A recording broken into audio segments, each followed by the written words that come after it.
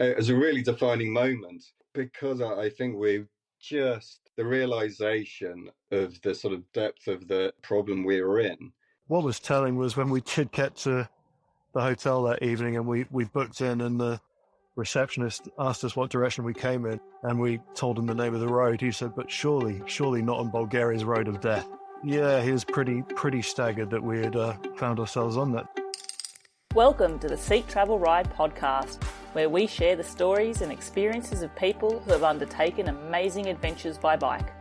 Whether it's crossing state borders, mountain ranges, countries or continents, we want to share that spirit of adventuring on two wheels with our listeners.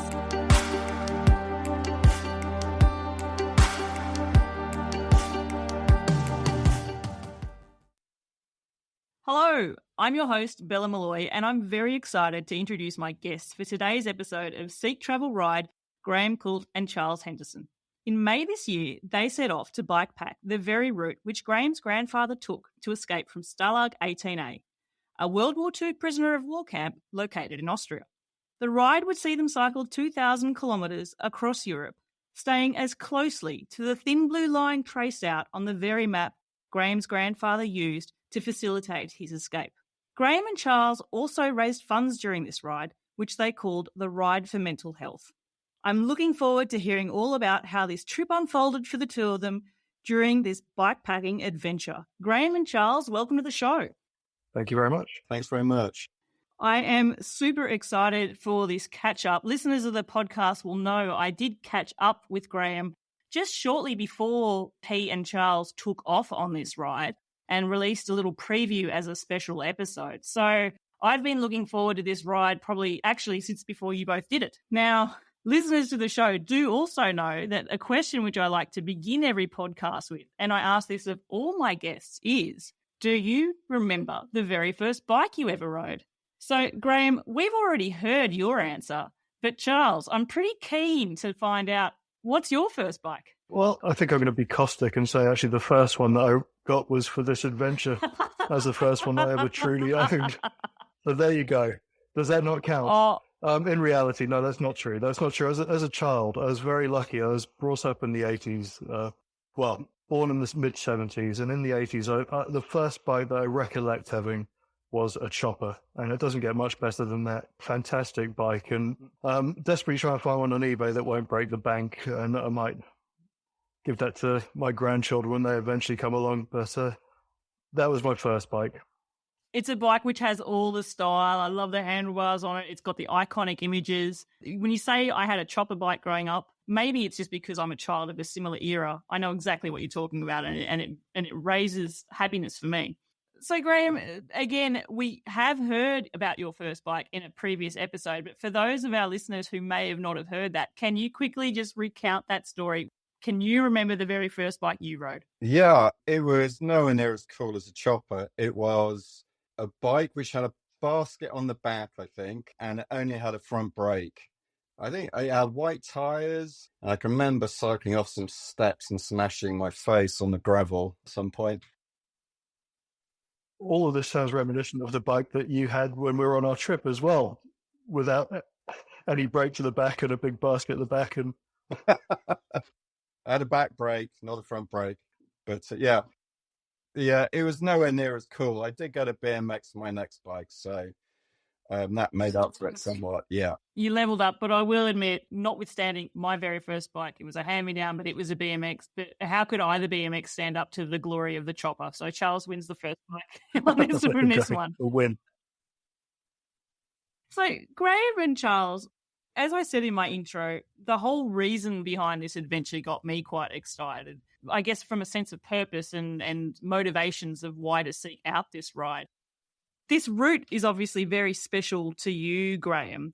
Can you give a quick overview then of your ride, of this route, of the why? Again, for those who've not heard the special episode, how did this ride even come into being? Yeah, sure. Well, it started, I think it was my mum's golden wedding anniversary, and around at my mum's house, and she'd been cleaning out my grandparents' things. So my grandmother died a few years earlier, who succeeded my grandfather. And my grandfather was a Royal Engineer, and in World War II, he was interned in a prisoner of war camp just after the beginning of the war, I think in 1942 or 1941. And during that celebration, my mum showed me his map that he had, and he kept with him on that escape, that detailed the route that he had. And it was something that just immediately struck me that there's such an incredible story. And there must have been so many of those that were unrecorded. And I thought it's all we could do, really, or all I could do, really, at that stage before I started badgering Charles, to cycle the route and to raise funds for mental health, because I know he certainly suffered from mental health during the last years of his life, well, ever since the war. And so I really wanted to sort of raise awareness of that and sort of pay it back, really. I imagine the person that he came back from after the war was very, very changed and very different, especially psychologically. Yeah, absolutely. And finally, while I was sort of planning and developing this, a cycling friend had died from cancer very suddenly, and we had a long ride to celebrate his life. And I was just chatting to some other people my age on the ride, and I said, I'm doing this. My grandfather came back from war. He wasn't himself, so he wants to raise money. And a number of people said they had similar stories. Was everyone really that I spoke to? And so it was completely widespread. And I guess that, it's sort of gone into the past and been forgotten about. And so I think that really deserves, I guess, some recognition of what they went through. Because they had to come back, and they had to go back into civilian life, do a job, this, that, and the other. Meanwhile, having these horrendous memories of what went on during the war, which they didn't want to talk about for very clear reasons, because it was horrific. And a lot of these stories stayed with a lot of them because they didn't speak about them. To be able to actually tell your grandfather's stories because he was successful in escaping, and to have the very map that he drew his escape route out on, to me, that's such a special document from the war, and especially considering that our veterans from World War II, very few and far between, because if anyone's still alive from World War II, they're nearing a century's year old. Yeah. I just really treated it as a sort of gift, really, that it was there to be told. And he dictated sort of a side of paper which gave some of the detail, not really details, but just an outline of that escape. But I don't think if that route was there that I'd have had that impetus or that sort of just kind of an idea to go and do that. It was such a gift for that to be there that really led into give it some momentum, really. I want to know then, maybe this is something for you to think about, Charles. How did Graham convince you to come along on this trip with him? Because from what I understand, and you sort of hinted to this about your first bike, you're not what most people would typically describe as a bike rider, as an everyday cyclist. You got the bike for this trip literally just before the trip started. So how does someone with that background get roped into taking on a bikepacking trip through Europe for 2,000 kilometres? How does that go? Well, I mean, Graham's obviously a very good salesman. But I mean, it's an incredible adventure as well, isn't it? Because it's a fantastic story, as you've alluded to.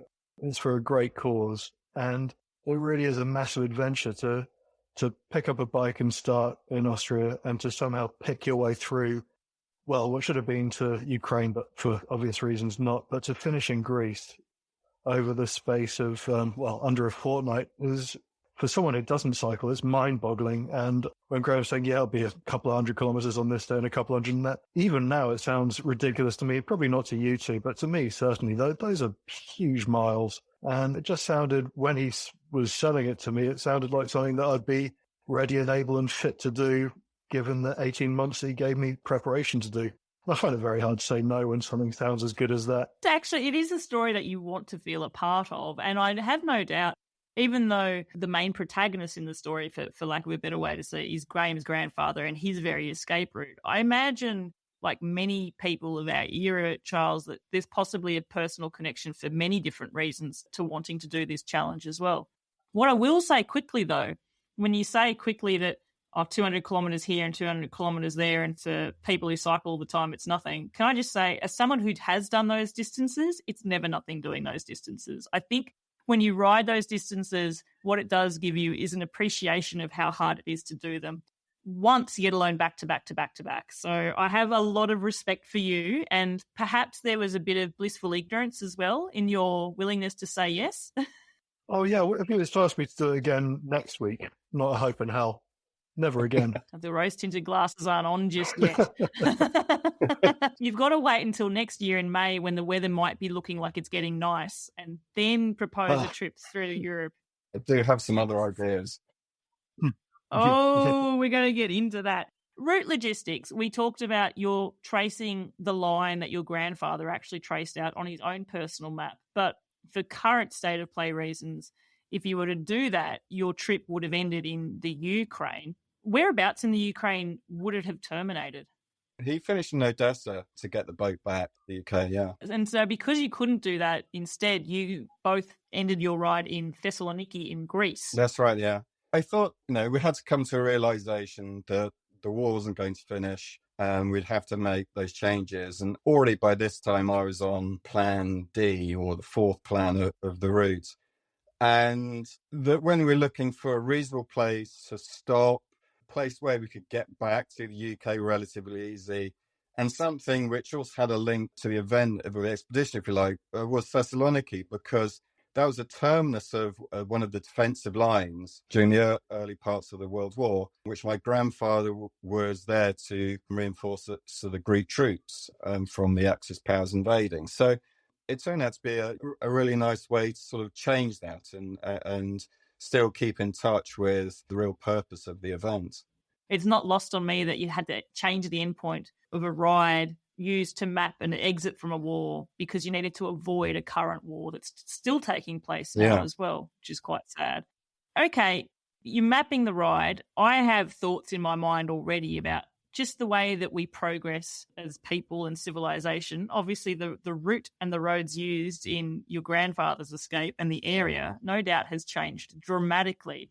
Was this something that you had in the back of your mind before you actually set off? Was, I wonder what these roads are going to be like? Or did you plan it in such a way that you're finding you're going through the route? Were you do Google Street viewing a lot of the map? Were you trying to figure out these roads? How much of it was going to remain a surprise, I guess?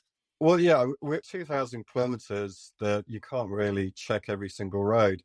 But I was speaking with a group called Peloton that I do a lot of cycling with. And Nick Hammer there, he said, well, the great thing is now we have Google Street View, as you said, so you can have a look at the roads, have a look at the qualities, do their cycle paths. But what we found out quite quickly, or what became apparent to me, was that, you have a snapshot of the road and it looks, well, that's fine, it's fairly quiet. But it doesn't give you a sense of what the traffic is like on those roads. And that what was really the difficult factor we had to struggle with. Setting the route with Garmin and all the other tools to plot from A to B, it's just a time-consuming thing to get the stops in the right place. But yeah, it was really the sort of the traffic and the conditions which proved to be our biggest adversary. Stay with us. We'll be right back. Hi everyone, it's me, Bella from the show. I just wanted to let you know about something exciting. I have recently just created a new Facebook group named Seek Travel Ride, where if you are a fan of the show, you can join and we can actually bring this community more to life. It's a place where you can learn more about our guests, see more photos, chat about episodes in more detail, and maybe even pose some questions as well. It's also a place where you can share your own bicycle adventure journeys. Whether you've got a photo or a blog or some videos that you want to share, come online, say hi, join the Facebook group, and let's enjoy this community that we have built. We have a global audience here. People are listening from all around the world, and I think we can only thrive and get an even greater sense of wanderlust by sharing our experiences with each other and connecting. So get onto Facebook. I've provided a link in the show notes and you can join that community as well. Thank you. Now back to the show. And that's before we even start mentioning the weather that you both got to enjoy for your time on this ride as well. That was another little surprise from Mother Nature. Yeah, it happened at the same time where there's flooding in northern Italy. They were having the sort of outer part of that storm. So yeah, there was certainly plenty of wind, very inclement temperatures for the time of year, which we weren't particularly prepared for as we're traveling light. I would say, well, I'm a more seasoned cyclist than Charles, but I'm certainly not a seasoned bikepacker in any way, but trying to travel light. Yeah, I think that even if we did carry more kit on us, I think that the weather would have found its way to make itself known to us. It's one thing I've learnt from my own bikepacking and touring adventures and riding adventures, especially with our unpredictable climate at the moment, is that no kit is truly waterproof. No. And we may both acknowledge this as well. There comes a point when you're riding in the rain and it's almost like the drop of that's it, I'm full, where all of a sudden your socks are fine and then within like 3 meters, your whole shoe's just saturated and your feet are in swimming in puddles. Did you have that during your trip? Oh, absolutely. I mean, for quite a few days, I think it's really for the last 10 days, we said that's the worst day ever at the end. But particularly, it was coming out of, it was in Romania. So after we left Timișoara, it was pretty cold and we had a long day. So we decided to start at 7:30. And it was cold, but we're cycling through the city, coming out, and it was hectic. We went through a forest, which was quite amusing. And then we're just trucking along the roads. It's starting to rain. It was, I think, 7 degrees centigrade and windy. And so we're all right. We're keeping warm. We're burning the fuel, keeping warm. And then it started to rain. And then we did have jackets on. But within, I guess it was 30K, 40K, we were just so cold and not getting any warm, just keep on getting cold, no matter how hard we're pushing into the wind. And it was, I don't know what day of the week it was, it all just blurred into sort of one long adventure, but we couldn't find anywhere that was open just to stop and have a coffee or have a warm drink. Hang on, you sure you weren't in like rural France and you just arrived at 12 o'clock? We did think there'd be lots of cafes and things, but it was pretty barren. I certainly didn't think it would be like that. But, looking back, it was clear to see, such as hindsight. So we found a small little cafe stroke bar, which was tiny, but it had a covering in and outside. So we parked the bikes up and stood underneath there and ringed out our kit. And I remember just sitting on the step, my head in my hands, just thinking, this is absolutely miserable. And I think we're both pretty hacked off. I don't know if Chaz hacked off with the weather or me making him do it. But I was certainly pretty low and it's freezing. And then, well, what are we going to do? Because, we're just getting colder. We can't stay out in the weather. Do we wait until it abates or, just try and crack on? Hopefully it improves. But then a lady comes up, she opens the door and she didn't say anything. So we just wait a little bit more. And then a chap comes in and then beckons us into the small cafe. It is literally tiny. It's a room for 5 people to stand in the cafe. And I said, can I use a loo? And he sort of waves his hand over to the far wall and says, in English, says there's a light switch on the right-hand side. And as I'm just in the loo, something wheels turning the back of my mind, perhaps as my brain starts warming up again. As I finished, came out again, I said, your English is really good. I went, that's because I'm Scottish. Well, and he said, yeah, I'm from Glasgow. Turns out he runs this cafe with his wife. And so he said, can I have a coffee? And we had a cup of coffees. And it was just the most amazing thing. Having a warm cup of coffee, absolutely soaked through. We're just dribbling water all over his cafe floor.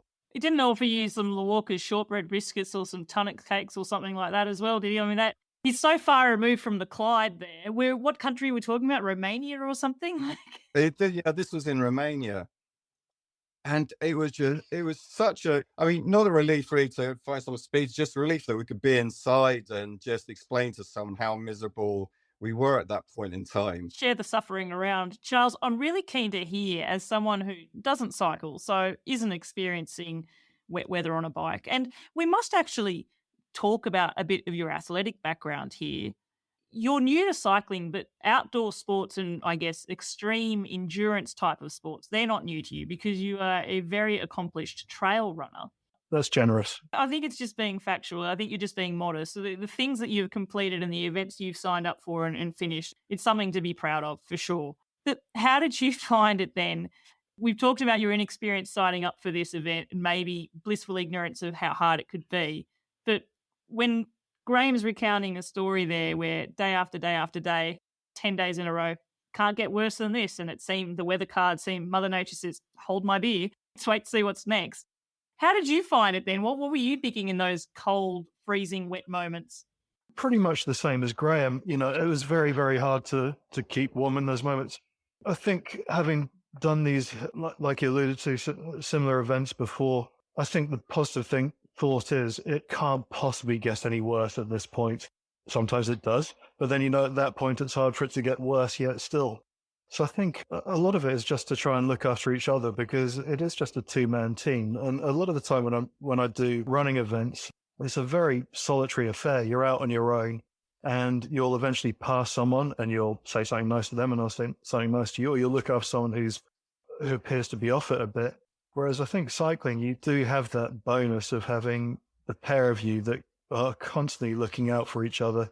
And Graham is an excellent cyclist, and I spent an awful lot of the time just tucked up behind his rear end and holding onto that draft to assist me. He's a much, much better cyclist than me. But every so often, if I saw that he was finding it hard, or he was mumbling to himself, or feeling the cold, I'd overtake him, say a few fairly nice words if I could get them out, and then take the lead for a little bit. And just looking after each other. I think the nice thing was we both felt miserable at the same times. We both were of the opinion, are we going to stop in the next 10 kilometers? And we both agree. Neither of us would say, no, let's keep going. So whoever was at the weakest at that point tended to drive the direction we're going in. You're only as fast as the slowest rider in that instance, if that makes sense. But it sounds like you formed a great sort of camaraderie in a team of two there.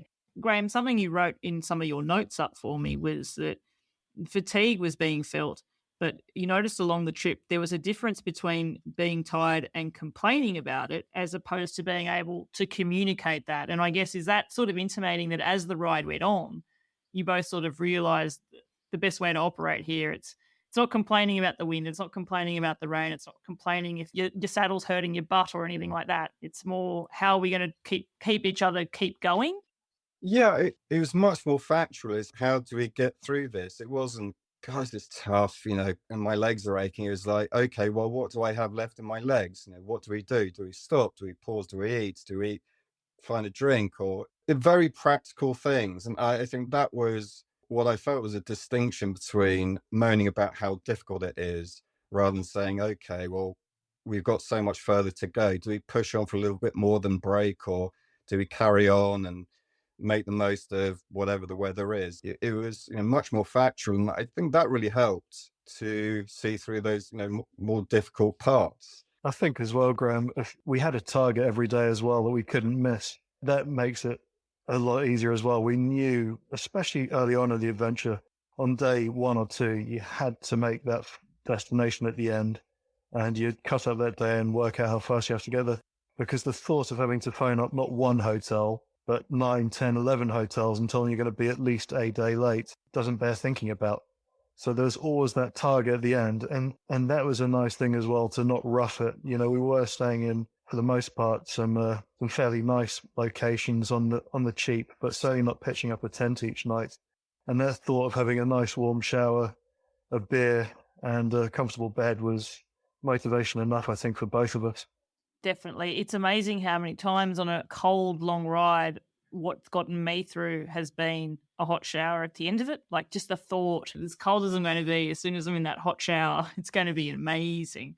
We've already started getting into some of the grimmer details about the ride, and I'm sure that we're going to get to some great highlights as well. But I do want to take you back to day 1 and getting to your start point, because your start point is in Austria. So I don't think we can sort of shy away from the fact that you're going to be starting on some terrain that's going to see some elevation quite quickly as well.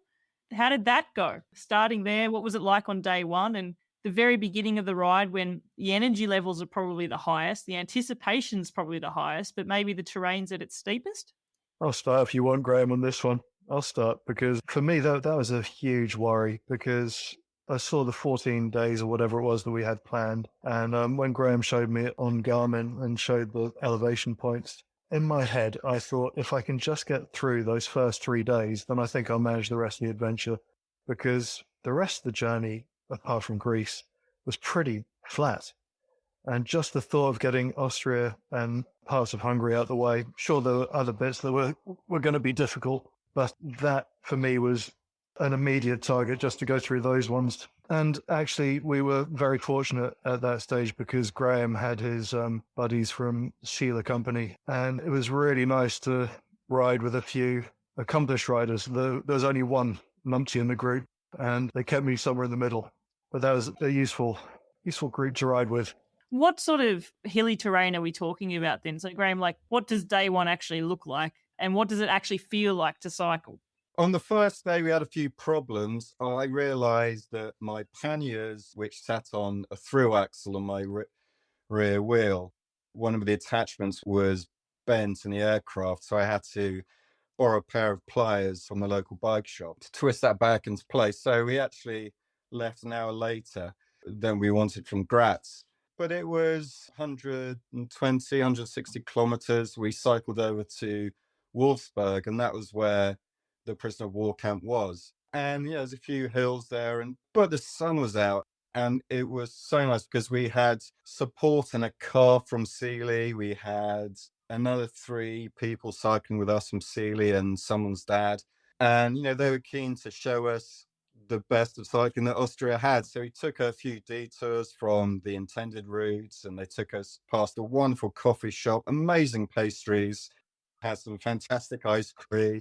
It was such a wonderful day of cycling, and they have such beautiful cycle paths. They're absolutely beautifully manicured, lovely tarmac, and it was such a treat, actual treat. I guess what we thought at the time was, if it's all like this, then happy days, because the sun was shining, got a bit of colour on our skin. Oh, it's lovely, really nice.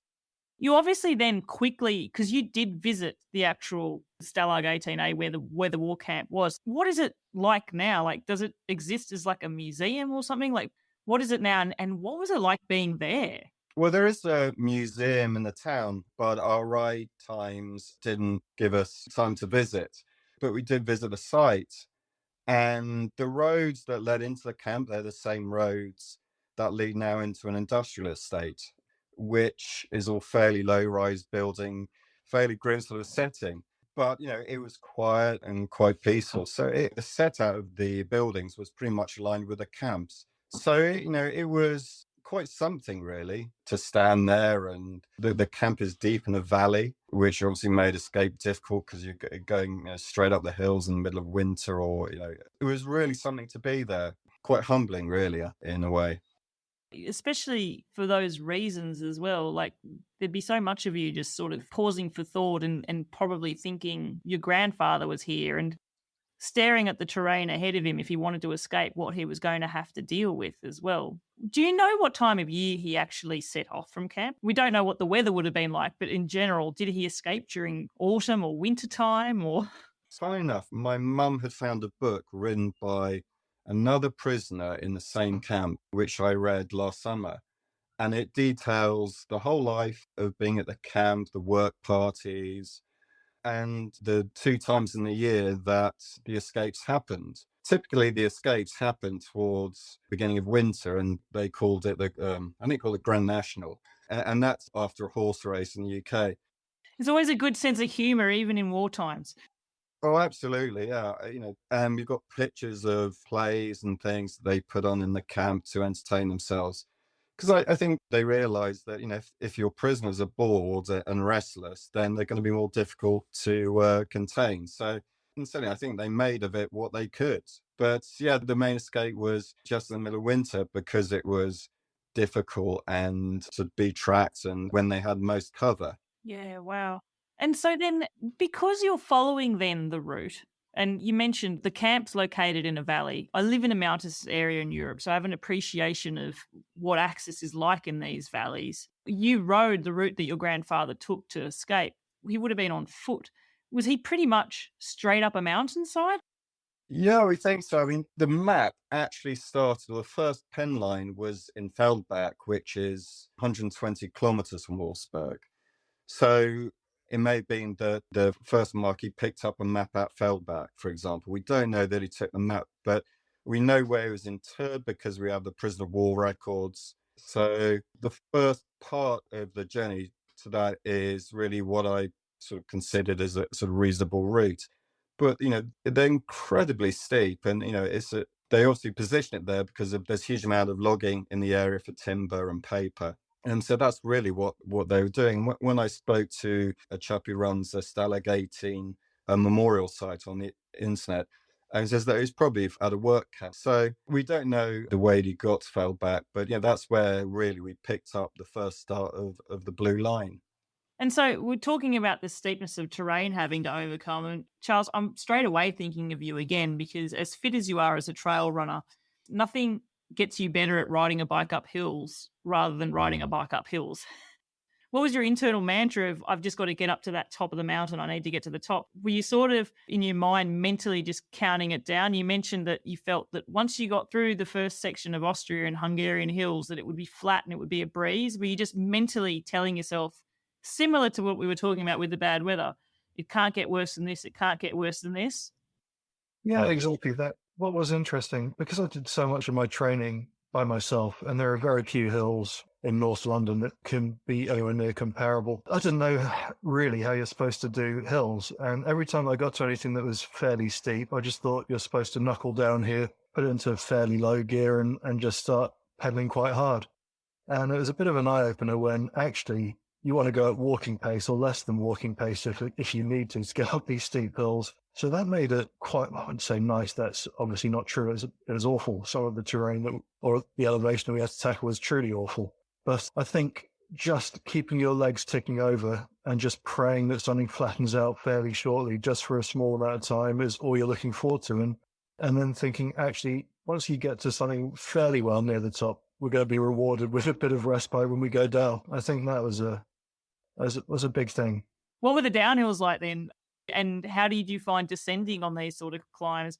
I was not good. I mean, no, I was hopeless. But I think Graham's already mentioned it, so there's no spoilers here. But his bike was falling apart in places. I think he was doing, not at this stage, but on some fairly steep gradients, he was having to shift his weight to the back and rely on a front brake that was functioning and a back brake that had very little on it. Was fairly challenging for anybody, I should imagine. But for me, watching the other decent cyclists go down any descents at speed was quite incredible. I ride motorbikes, so I ride them a lot. And it's very different when you've got a thick piece of rubber and you can throw a machine around a corner. But a spindly little road tyre, I've got no faith in my ability or the ability of physics or the ability of a bike to hold its line. I found that very unnerving. The balance of the panniers and the weights, it was something else as well, because it just didn't move as well as I'd been training. And because the bags arrived rather late, and I was trying to guess how much my kit would weigh, and I got it quite far away off. It was much heavier, and the balance of the bike was so different. It was, it wasn't comfortable descending. It wasn't as fun as it should be. Just quickly, how much did it all weigh? And were you optimistic with your guesstimates at the start? You said you got it quite way off. What did you think it was going to weigh, and what did it actually weigh? Well, I thought it was going to be around 5 kilos. Sorry. Sorry. You see, I thought he wasn't. I hope that doesn't, I don't want that to come across the wrong way, but I've had that optimism before setting off on a bikepacking trip. If only. How much did it weigh? I think it was nearer 12.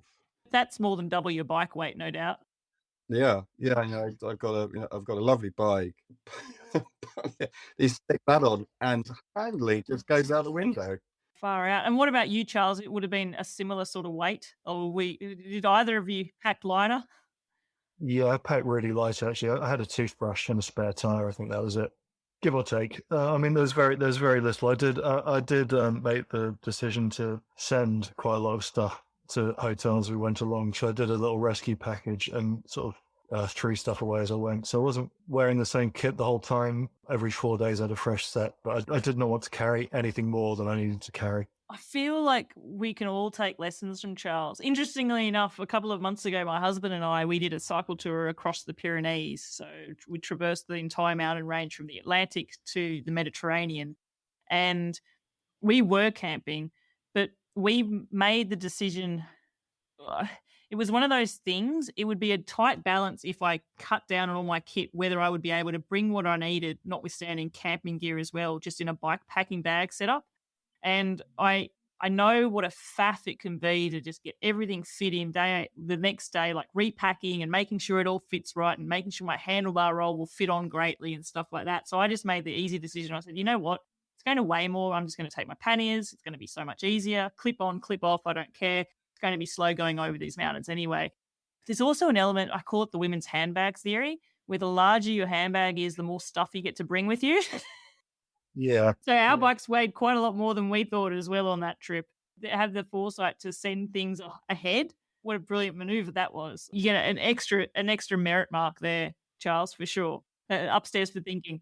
And also, I mean, the product as well that we're using, I hope you don't mind me naming them, but Tailfin lent us their product, and that was just an unbelievable piece of kit.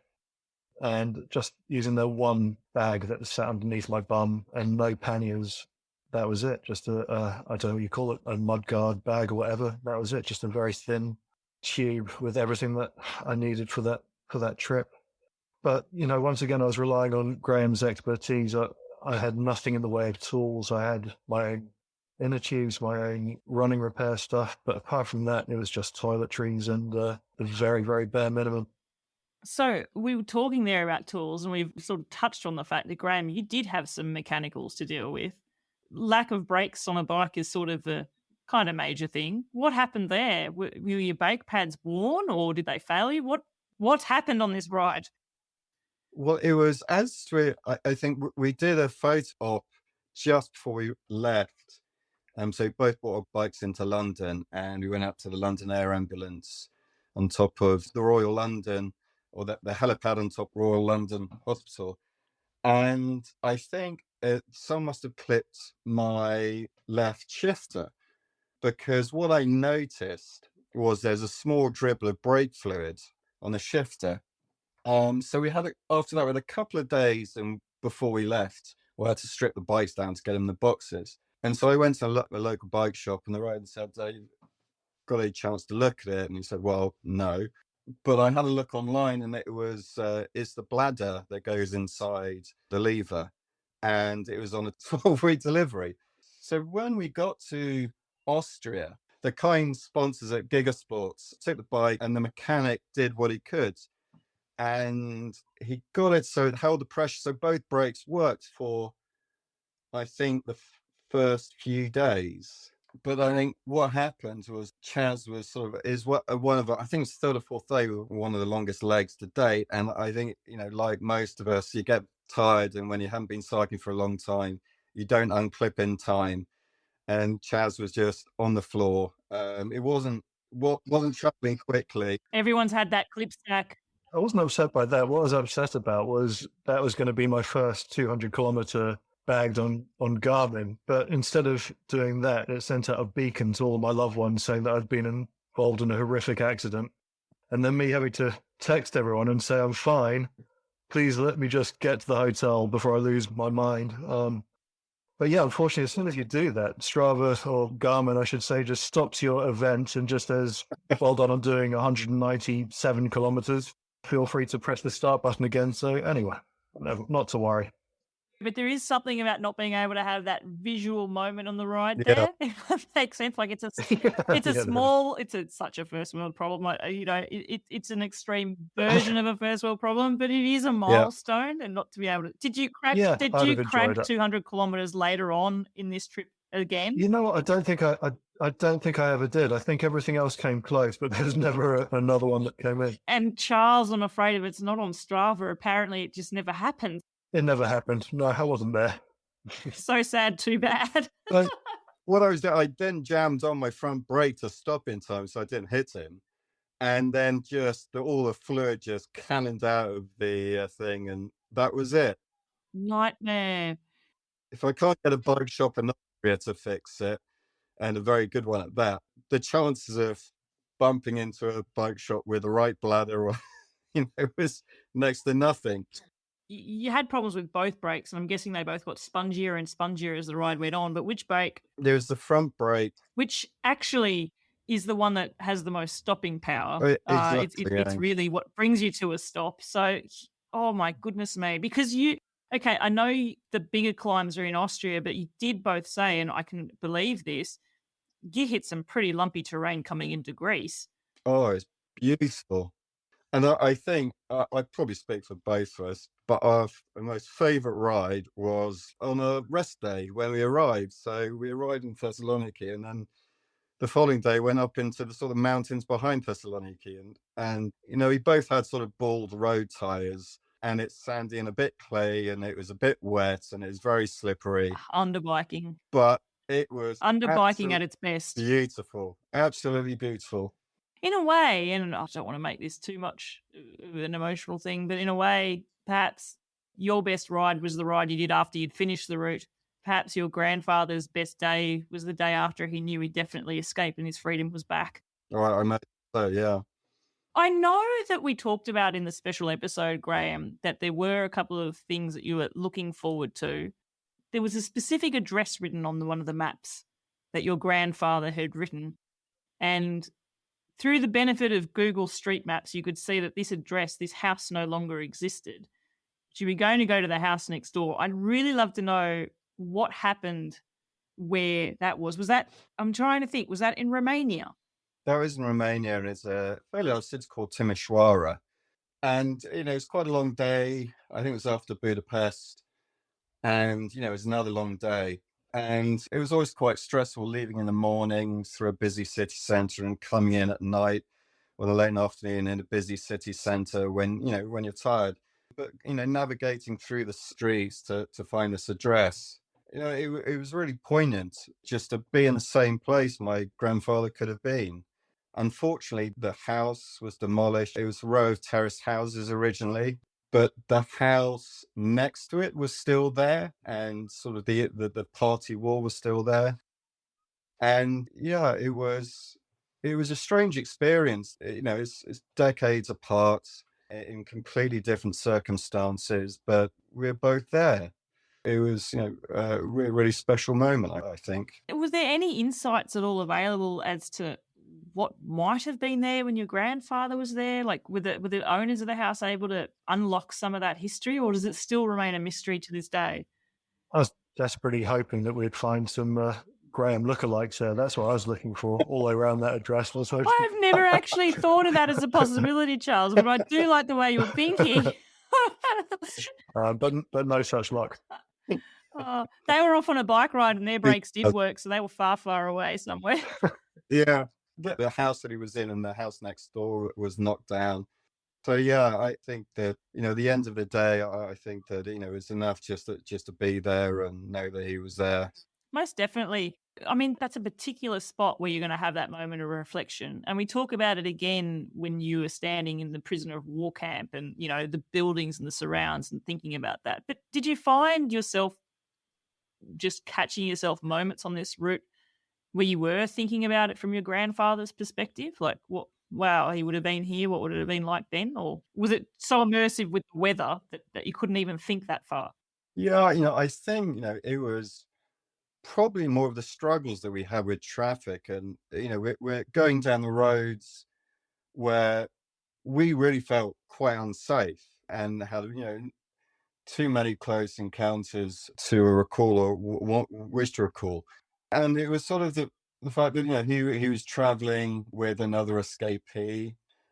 And it's like, well, who's actually got the safer journey? That's the point, because, it was war-torn era and, they'd had to scrabble around for food and water and all those sorts of things. And it's sort of incomparable in a way. But, looking through our sort of modern perspective, is like, well, where do we get food? In some places, really short of water. I was certainly short of water and, had to take some chasers. And we're facing similar decisions, obviously, not on any of the sort of, the scales that they had. And obviously we had the benefit of Google Maps and be able to find this, that, and the other and know where we're getting to, that we do have food and dinner and bed and a shower. But, there were just times where it was so relentless that it was like, well, did he feel like this? Just trying to stick on the road and keep the bike going forward. Yeah, I think, there was certainly some parallels there. be drawn. Yeah, and you were talking there about the busy roads and stuff, and this is somewhere where your route planning, because you are following a map that's traced out in the year that your grandfather escaped, and we talked about this, things have changed now. So you're on roads that you would never choose to cycle on normally. You're only there because of this significance. I think, Graham, this is the time you should talk about Bulgaria's road of death, surely. I was going to say, you mentioned a road. It was someone called the Road Death, Death Road. I actually want to hear about it from your perspective, Charles. And that's because, sadly, especially if we're talking about the UK, and I can draw on my experiences in Australia, sometimes you're on busy roads and it's not pleasant mixing it with traffic because there's some animosity there. And if you're just not a seasoned cyclist, but if you're someone who cycles regularly, you're sort of attuned to this a little bit. For someone like yourself, Charles, that possibly doesn't get out to cycle so regularly, what was it like for you to be on this horrible road? And actually just describe the whole circumstance at what it was like. Yeah, okay. So we'd had, I can't exactly remember the towns that we're traveling to and from, but we were about, I guess, 120 kilometers, 130 kilometers into a fairly enjoyable day. We'd had some beautiful cycle paths, some really nice quiet roads, and then all of a sudden we reached a crossroads where we had to turn right. That was going to take us to our destination that evening. That was only another maybe 20 or 30 kilometers away. And as we approached this road, it was slightly wider than one that we'd just come from, and it had a sign up on the side of the road saying no overtaking for the next 15 kilometers. And we proceeded down the road, and it was a single carriage track with a row of bollards down the middle to prevent any overtaking whatsoever. And fortunately for us, we're attacking it from north to south because it was slightly downhill, mainly flat, but slightly downhill. And we were pedaling along, and then I guess we're about 2 kilometers into this road, and I was at the back and I was aware of an HGV behind me. And he kept his distance. He kept to about 30 or 40 meters behind, which was ample. And within another couple of kilometers, there was a little overtaking bay for us to tuck into, a kind of big hard shoulder. And we parked up there, and this lorry went past, gave us a little friendly toot toot, and he traveled on, and so did another HGV and another, and maybe one more. And then we rejoined this carriageway, and pretty much the same progress again. We went along and it said there'd be another bay in 2.5 kilometers. Unfortunately, that 2.5 kilometers didn't come quickly enough. And I was aware of a shadow over my shoulder, and there was an HGV that was giving us about, well, without exaggerating, I think he was probably 10 foot away from me. And I was pretty scared. And then he gave a long blast on his horns to suggest that he was going to go past now, no matter what.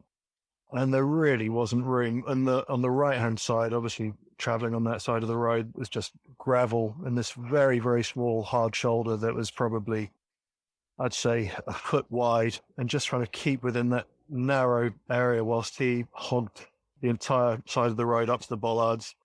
And you get that wind pull as he goes close to you. And all I could shout to Graham was, "Graham, he's going to kill you."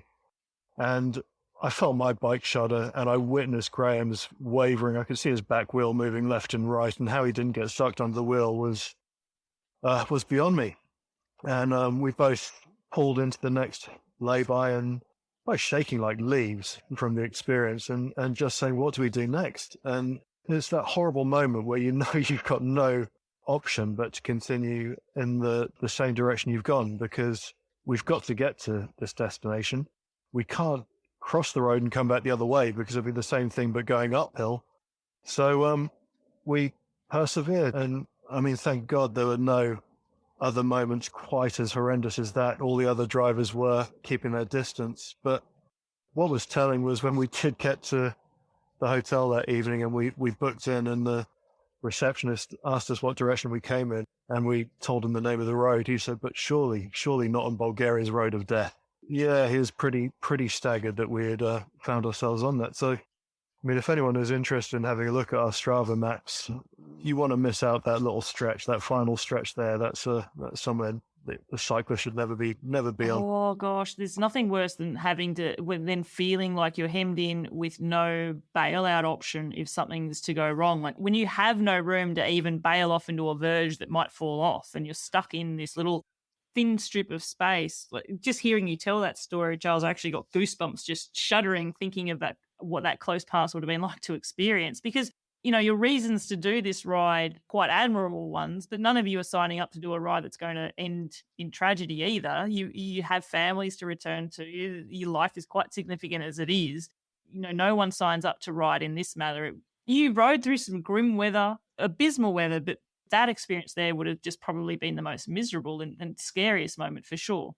Yeah, it doesn't get much worse than that. It was truly horrific. And I think probably is worse for Chance in a way, because he could see that the HGV bearing down on me, and I had no idea until it brushed past my shoulder. Yeah, when we pulled into the next lay-by after that, it was a really defining moment, because I think we've just the realization of the sort of depth of the problem we were in. And we're talking about, well, do we just wait until someone comes along with a pickup and we chuck our bikes in the back and we get out that way? And then we just thought, well, I guess, I don't know. And that's probably halfway down this 15-kilometer sort of single carriageway. I think, well, we stood there for 10 minutes, but it's like, we've still got to get to where we need to get to. And so we just carried on. Prior to that, I was cycling in the gutter. It had about a gutter that was a foot wide. And again, had a truck come past, and I had to cycle over this rock, which was, 2 or 3 inches. But, my little wheels, as soon as I hit it, I thought it's going to crack. I'm going to end up with no wheel, and I'm going to be all flat on my face at best. Yeah, that was a significant low point. I think that was, knowing that we were cheating death to get round this was something else. At the end of that day, did you both re-look at your route and try and examine, there's an element, Google Street View gives you some indication, but I guess you most likely gave yourselves permission to deviate off the route if you felt it wasn't safe. There's an alternative. Did you start thinking of those sort of solutions for the rest of the days going forward? The difficulty was, and I think that route showed it to us, is that you can't check all parts of the route. No, you can't. Cutting through the mountains. As Chaz said, we either go back and go uphill and face the same traffic, or carry on and finish it off. And you just have to, make some of those decisions on the fly. Yeah. I guess I live and learn, but there wasn't really anything to suggest that. And I think, if you had a look on Google Street View or something, that it probably shows wonderful winding road through a valley gorge. Yeah, there's nothing to say that it's going to show you a photo in what real-time traffic conditions are like, or it might show you a photo that's 9 years old. Yeah. There's an element of you don't know what you don't know until you're there, isn't there? Absolutely. But the one thing we did do when we finished the whole trip was we had a Google of that road. We didn't want to do it because it'd be too depressing at the time to see just how dangerous it was, because those cones from what the hotelier was suggesting were put there because it was such a death trap. There are too many fatalities. So they had a no overtaking rule, which would make it slightly better for everyone. Just not if you're on a bike. Yeah, exactly. Not if you're on a bike, exactly. But anyway, we parked it and we just thought, don't look at it now, it'd be too depressing. But we did have a look when we finished the whole thing. And it did say that Bulgaria boasted some of the highest fatalities on roads than anywhere else in Europe. And it said, apart from, of course, Romania, which we had done a huge portion of as well. So we did pretty well to cover two of the most dangerous countries in Europe without dying. This ride certainly started to become both your own personal escape route, if that makes sense. In fact, Graham, one of the quotes that you had there was that it's fair to say this has become more a journey than a simple ride. Yeah, and I think that we soon learned that we have to adapt. And I think that sort of the dream of cycling along and, stopping for coffee and cake and having a wonderful sunny ride every day soon disappeared. And it's just, we need to get from A to B. We need to look at our options. And, every night we would be looking at the maps I'd already planned 5 or 6 times for each single segment, and then start making those adjustments depending on, what we had found out the previous day.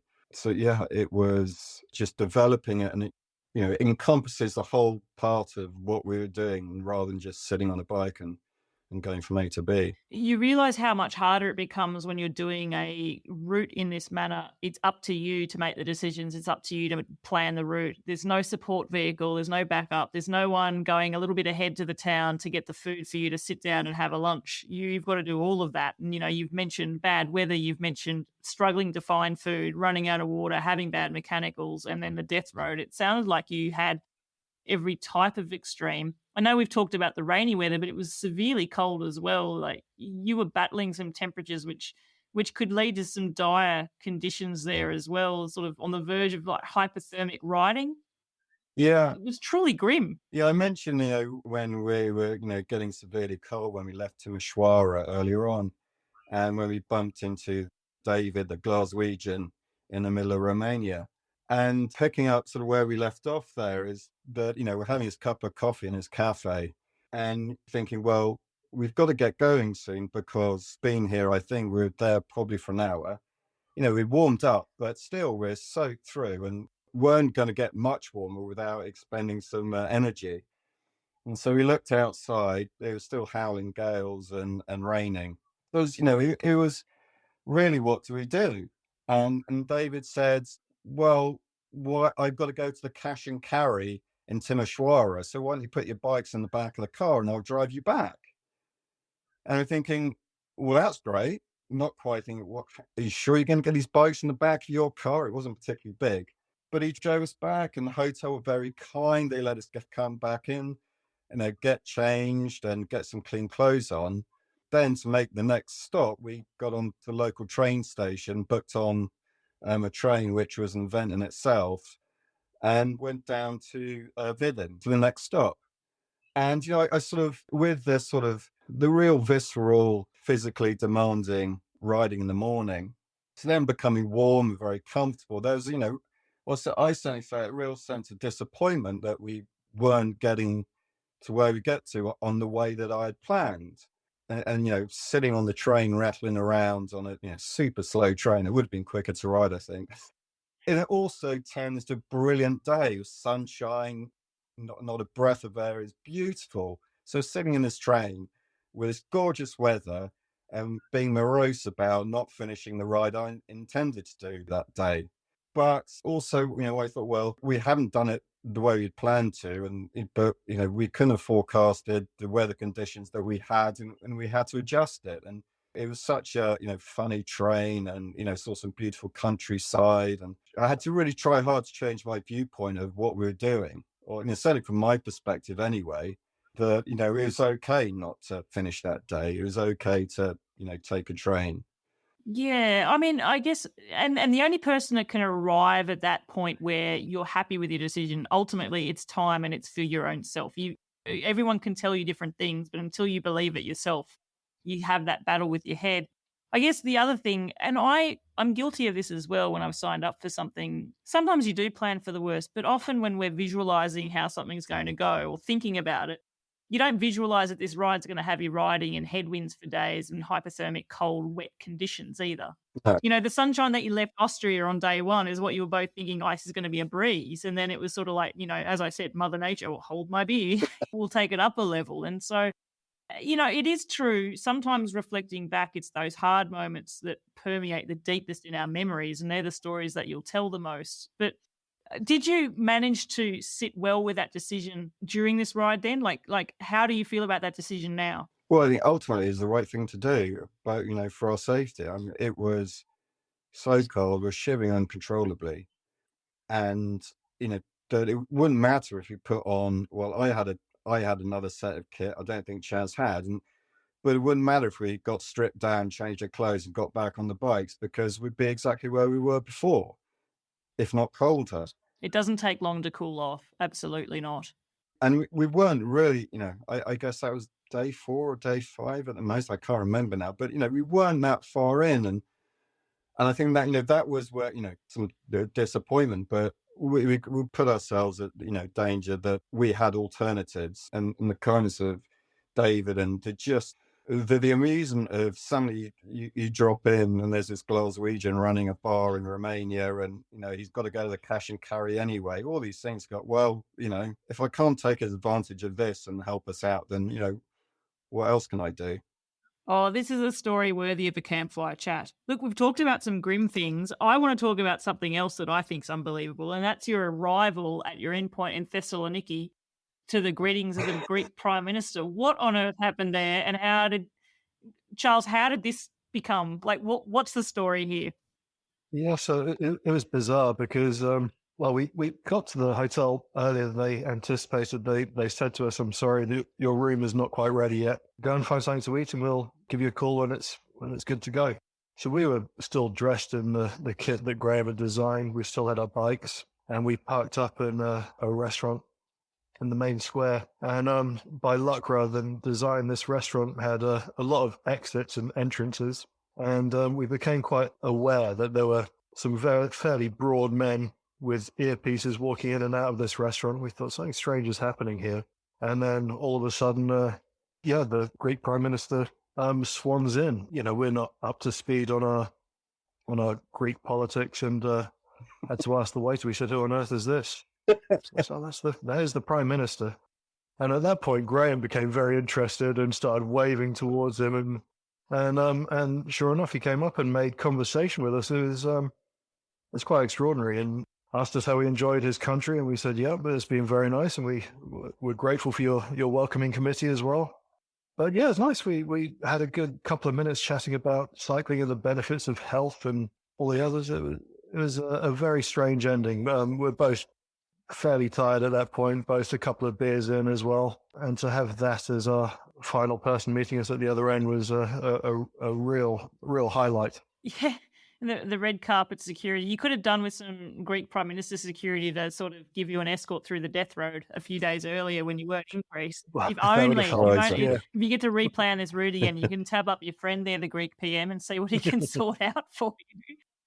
I guess the most memorable moment of the trip then, and I don't want it to be, I'm not talking about a low moment. If you were to each peak what your high of the trip was, what would that be? Graham, you go first. Well, that's really quite tricky, because I thought starting in Austria with, colleagues from the sponsors, from Sealy, that was really special, because put a lot of effort into helping me and Chaz to get this ride to a reality, and starting off that enthusiasm in the sunshine and the beautiful weather was fantastic. But I think the most unexpected part was really seeing the cycle path, because we popped all this ride into Garmin and got it to choose the routes, and we're cycling on this road. I think we're still in Austria, maybe in Hungary. And the Garmin says it's over there, and I said, "No, it's keep on the road." And they say, "Oh, well, no, it's just a dirt track down there," and so we carry along the road. And then we stopped, and then we actually went down a road to look at this sort of what looked like dirt track and what Garmin wanted us to be on. And it was this wonderfully tarmac cycle path by the side of the main road. It had gorgeous grasses, growing 6 feet high either side of it. It wasn't a soul in sight apart from us two. And, we'd been avoiding this stupid Garmin route because we thought it was just completely wrong. And we just said, "Wow, this is the most amazing thing." That was just fantastic. And so I think, that was most through Hungary, had just this wonderful paths that, we never really expected. Perhaps if I did more Google Street View on my Garmin, I would have found out. But, it was one of those wonderful surprises that, just made it sort of so magical. Oh, it would have been. It's polar opposites to that death road. Yeah. It's just this beautiful bliss cycle path, and I think going through that area in Hungary, it would have been magic. Yeah. What about you, Charles? What do you take as your most memorable moment of the trip? What was your high point? Well, Graham points to it early on, actually. I think once we had completed the race and the stress was taken away, we had a spare day in Thessaloniki, and we just had no kit on us, and we just pointed to a mountain and said, "That looks interesting over there. Let's see what it is." And we both went up on our totally inappropriate bikes on this dirt track in the middle of nowhere, and we just cycled off road and took in all of Thessaloniki from above. It was absolutely stunning. And no time pressures at all. We actually got to chat to each other without having to look over our shoulders because there was no traffic. So we're just riding side by side for about 5 or 6 hours, and that was great. And we could just soak it all in, the adventure that we had done and how pleased we were that we had managed it. And yeah, the adventure was complete and a story to tell. I guess that was my highlight. It was a brilliant adventure. That sounds like a brilliant highlight. If you were to tell me plan a perfect cycling day, a lot of those elements kick in. Even the underbiking element of being on the wrong bike on the wrong terrain, but having fun about it. It's almost like, my first question, what bike did you have as a kid? Notwithstanding Graham's first memory includes a crash down the stairs, but that time where we first discovered a cycle, it's, someone recently described it to me. It's like freedom. It's like you've got wings, and it's that sort of spirit of adventure.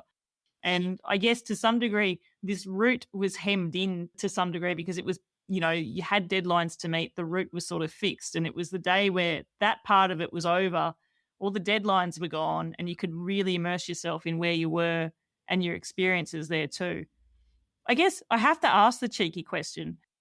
Obviously, you're not going to do this route again, but do you think you'll go bikepacking together again sometime in the future? Well, I would love to. Silence on Charles's part. So, Graham, if I could pick anyone to go bikepacking with again, it would be you.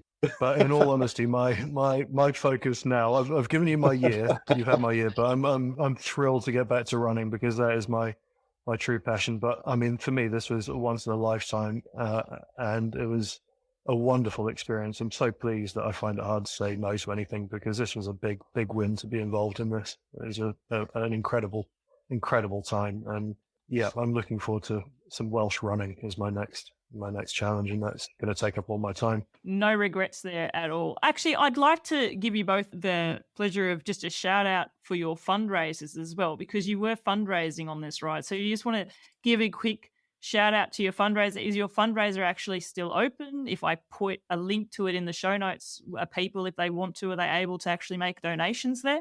Absolutely, yeah. It's still open. The website's Ride for Mental Health, and it really are looking at charities supporting mental health. So one of those is SAPA Supports.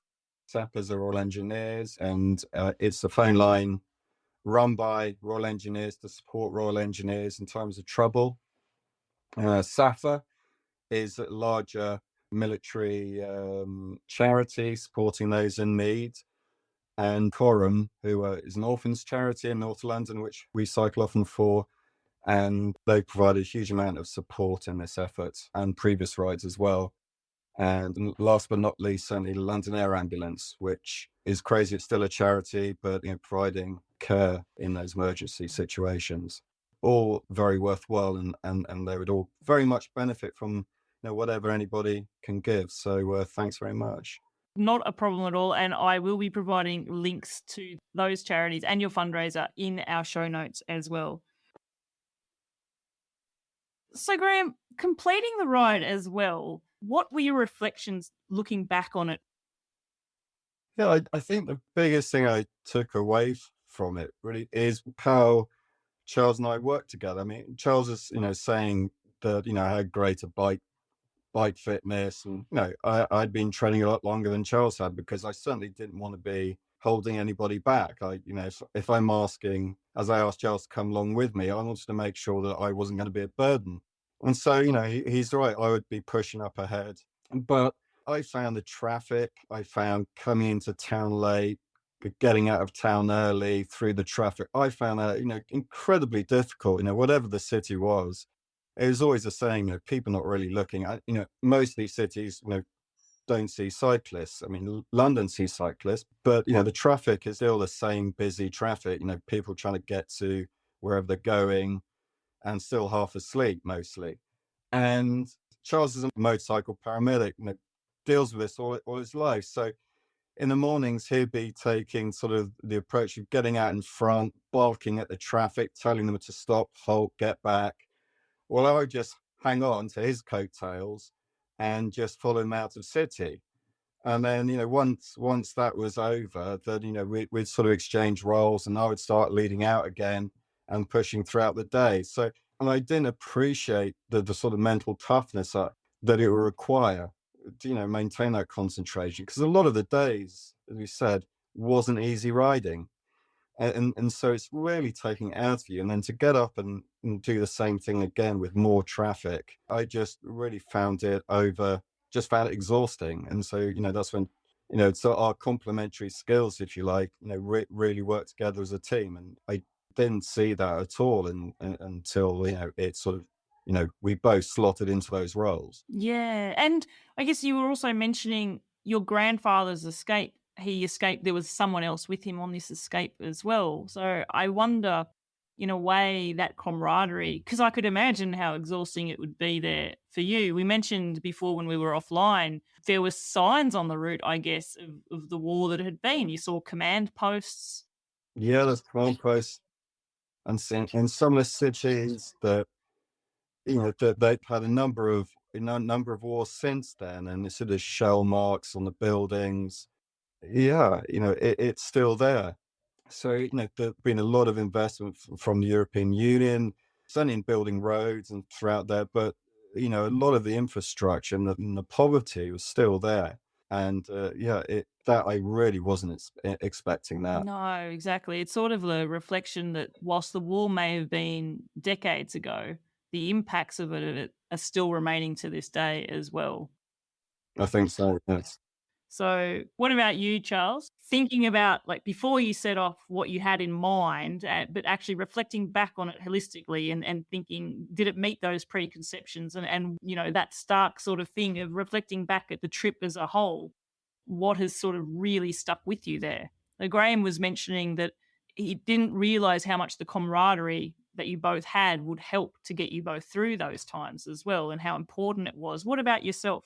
Yeah, certainly having Graham's friendship, and we've known each other for a long time, but we haven't spent a long time with each other for certainly not for 2 weeks at a time. That's absurd. And we didn't know whether we'd be biting each other's heads off or being grumpy, but I think we dovetailed quite nicely. We're very good at picking up when the other person was feeling low, and we were good at helping that person get out of that rut.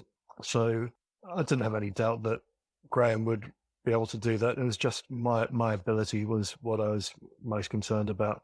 But I think it's the same with all of these events that we put ourselves through. I think the moment that you cross that finishing line and you've done it, you realize that actually all of those sleepless nights worrying about gear and worrying about whether you prepared enough and worrying whether you've got the right equipment and all the rest of it, it's just that fear of the unknown. And once it's all done and dusted and you try and pass that information on to other people and they've got the same fears, and you think, I don't know what the fuss is about now, because you've done it and you've crossed that line, and all of a sudden it just doesn't feel quite so scary. But it's just that fear of the unknown, I think, leading up to any of these things. You just can't anticipate how you'll feel in that moment. Yeah, you don't know what's up ahead, and it is the fear of the unknown as well. And for you, the extra fear of, or the unknown element of not having ridden your bike consecutively for this sort of distance.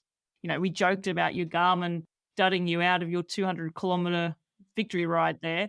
I mean, you did still obviously ride it, but, then having to wake up the next day and back it up and the next day and the next day, that build-up of fatigue. And you have elements of experience with sort of physical exhaustion and fatigue day after day from your trail runs. But again, it's a different element on this type of a trip. Thinking, where do I have to go? I need to get to this point at the end of each day.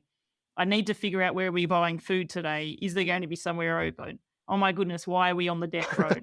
Those sort of things coming, bombarding you. I say it so often, but it is so true. When you sign up for a bikepacking trip, you don't realize it at the time, but really you've signed up for a crash course in problem solving. You don't know what those problems are going to be, but you're going to be solving problems until you finish. And I certainly got that feel that this is certainly something that happened to both of you during this trip as well. Yeah, I think so. But for all of the talk about having these mechanical problems, I think we should be incredibly grateful that the gods were on our side, because there wasn't one puncture between us, not one. And that's pretty unbelievable. There wasn't any serious crashes. We both fell off, but neither of us really hurt ourselves. There were just cuts and bruises. And neither of us had a horrible hamstring or a calf or a hip or anything like that go wrong on us. So I think for all of the moaning that you're bound to do about having a headwind the whole way, or not enjoying the rain, or not enjoying the elements, I think we were both incredibly fortunate that there was nothing horribly wrong the whole way. We were incredibly lucky. I must actually, it's something we haven't really touched on much, or we talked about the difficulty of getting food. But do you remember eating some great food as well? Like Oh, yeah, we did. Like often a highlight of a trip is actually some of the food, and especially going into countries where the regional cuisine isn't something that you have all the time. What was the highlight dinner of the trip? Well, it was the Sky Garden, surely. There were people on the tables next to us proposing to each other. Well, not quite, but it was that kind of restaurant. And I think we were eating there for something like £40. No, it's cheaper than that, maybe £30 a head. But it was good food. It was almost Michelin starred, and yeah, it was just fantastic.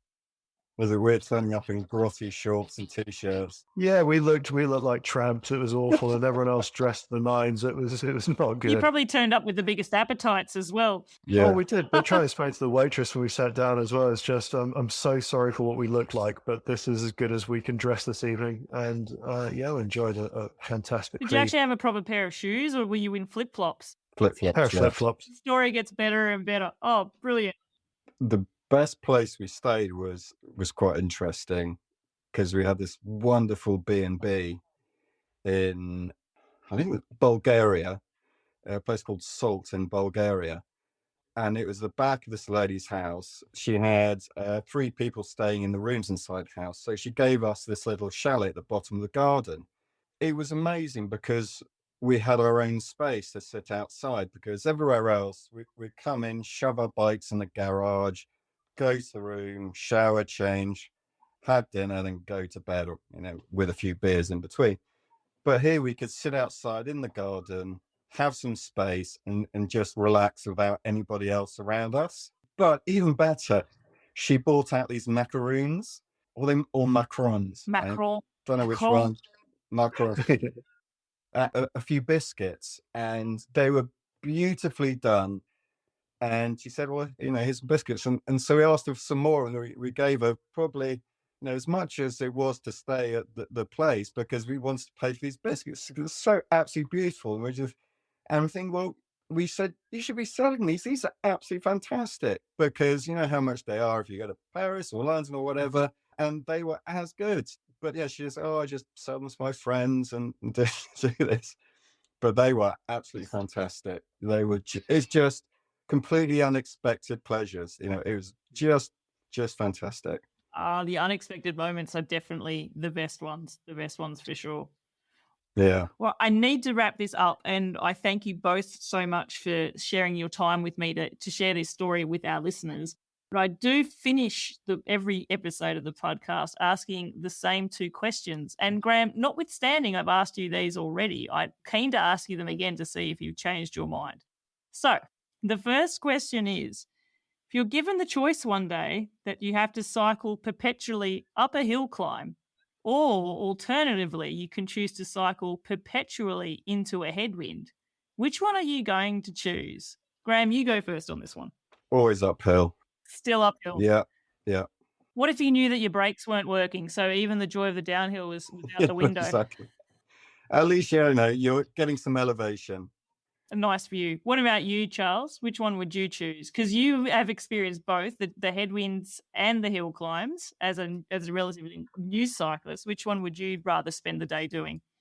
Oh, goodness me. I guess I'll go the other way. I'll go for a headwind. I've had enough of hills. Charles, it's the wrong answer, isn't it? No. You can tell who's... What I'm going to say is you are in the minority.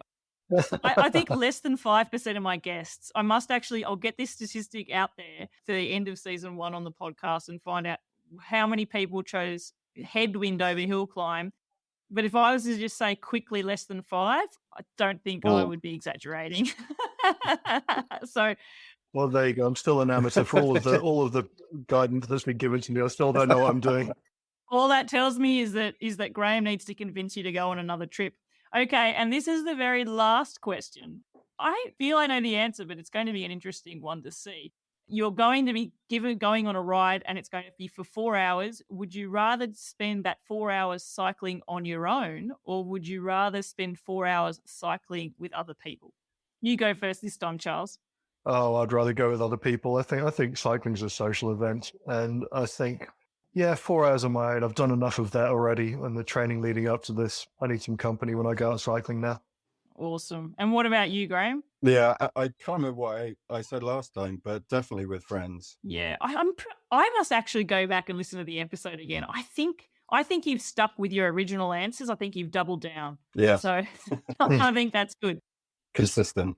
I must admit, I do actually have one last question, and it's a relatively new one that I'm asking my guests, because I have agreed and committed to creating a Seek Travel Ride music playlist. And what this means is I'm asking all my guests to choose a song. If they had to choose a theme song for their bicycle adventure, what would it be? Now, I know you're a team of two, and that's fine. It means we get to have two songs. So I want to hear, what song would each of you pick?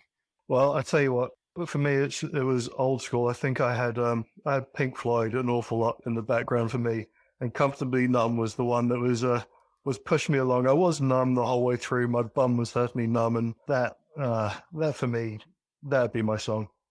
I love it. And, in the cold weather, perhaps your hands felt like two balloons as well. What about you, Graham? Which song are you picking? Well, I didn't listen to a lot of music while I was cycling, but towards the end of it, I did. And like those thumping rock classics like AC/DC would, I was, screaming my lungs out, cycling up the hills, and, when you're coming down, completely out of tune, but nobody can hear me, so it doesn't matter. And something like Highway to Hell. Highway to Hell, that's what you needed on the death road. Yes. I have written them down and they're added to the Seek Travel Ride playlist. Graham and Charles, I just want to say thank you so much for sharing your story. It's been a pleasure to be able to ask questions and just hear how this whole ride ended up for you. I am really appreciative of it, and I'm definitely going to be keeping an eye out and keeping in touch, because I need to see, Charles, how you go in this Welsh ultra run of yours. What's the name of it? The Dragon's Back. The Dragon's Back. And that's in September 24. Yeah, I'm sure I have listeners who are in the ultra running space, and they will have much respect for you to signing up for this event. Thank you. Graham, I'm keen to see whether you convince Charles to go on another adventure. So Anyway, either way, thank you both so much for sharing your story with Seek Travel Ride. It's been an absolute pleasure, Bella. Thanks very much. Thank you, Thank you. It was an absolute pleasure to be able to chat with Graham and Charles and to get into the details a bit more of this ride for mental health, this bikepacking trip, retracing that World War II prisoner of war camp escape route of Graham's grandfather there.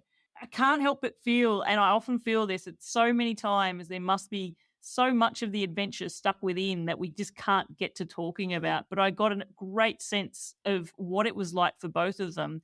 And also how it transpired for both of them, that by the end of the ride, it was really clear that they were doing this as a team of two. It wasn't two individuals on a riding route. They both needed each other to get through to the end there in Thessaloniki. Now, if you've enjoyed this story and you want to hear more bicycle adventures of this type, make sure to follow Seek Travel Ride in your podcast player, and then you'll be let know when new episodes are released.